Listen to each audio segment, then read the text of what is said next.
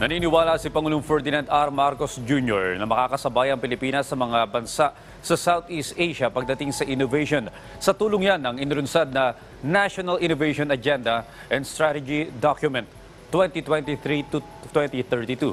Si Kenneth Pasyente sa detalye.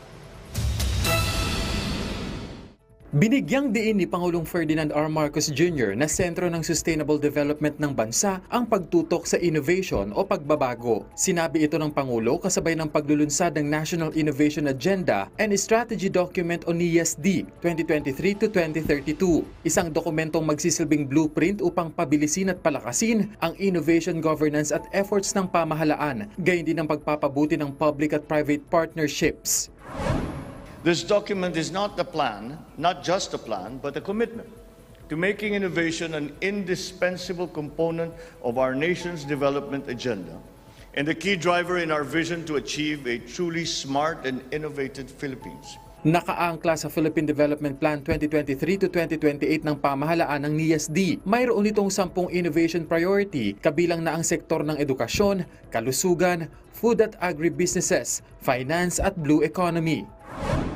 Invest in our local enterprises, support our research institutions, embrace the corporate responsibility of financing innovation-driven programs and projects.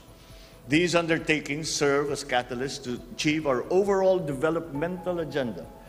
Your involvement will be instrumental to this success. We also call on the academe to be at the forefront of innovation.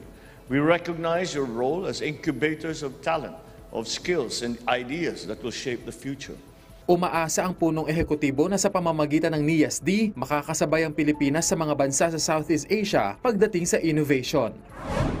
We are hopeful in the journey that we have taken as it positions us to become a stalwart of innovation in this dynamic and promising region. Tiniyak naman ng NEDA na tututukan ng National Innovation Council ang pagpapatupad ng NISD 2023 to 2032.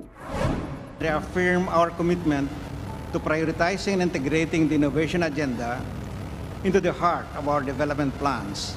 Nabuo ang NISD sa tulong ng academe, ilang business sector, gayon din ng international experts. Kenneth Pasyente, para sa Morning Show ng Bayan, Rise and Shine, Pilipinas.